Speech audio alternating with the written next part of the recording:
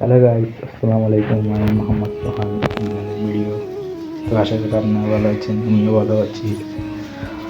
আজ ভোর সকাল সকাল ঘুম থেকে উঠে গিয়েছি। ঘরের সবাই বেড়ানোর জন্য গিয়েছে।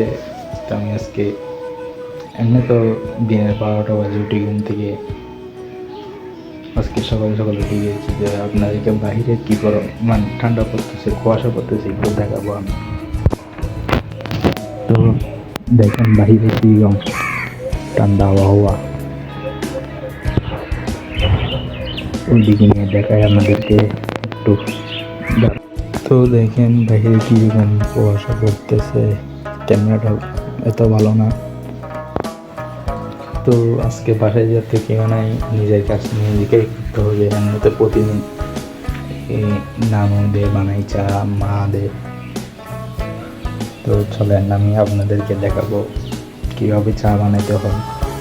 তো আমি কোনোদিন ব্লগ করি নাই, কন্টেন্ট বানাই নাই আর কি। আজ লাইফে প্রথম কেমন হবে কমেন্টটা আপনারা সবাই কমেন্ট করে জানাবেন। তো চলেন দেখে আপনাদেরকে। চলে আসলাম কিচেন রুমে।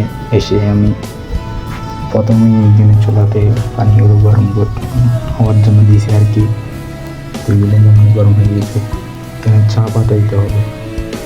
আমি এখান থেকে চায়ের এটা নিয়ে নিব।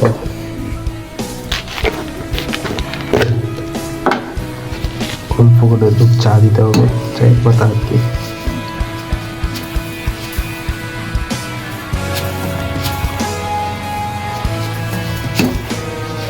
অল্প করে দিচ্ছি চায়ের পাতা।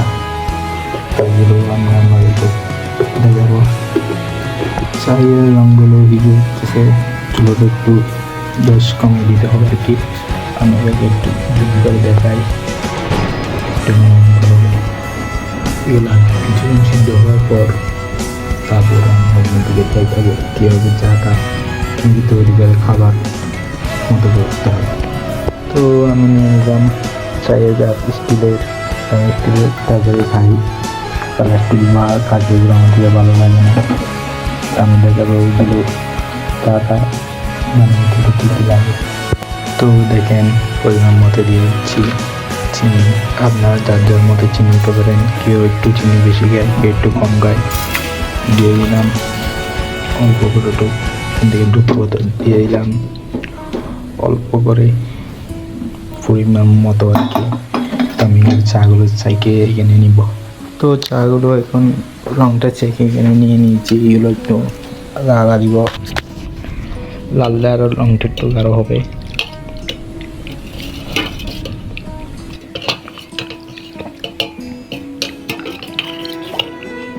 তো চাগুলো আমি এখন খাবো।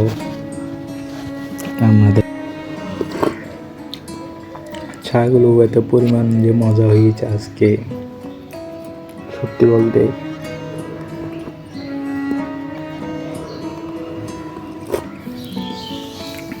তো সবাই আমাকে সাপোর্ট করবেন। আমি কোনোদিন কন্টেন্ট বানাই নাই, আজকে প্রথম বানাচ্ছি।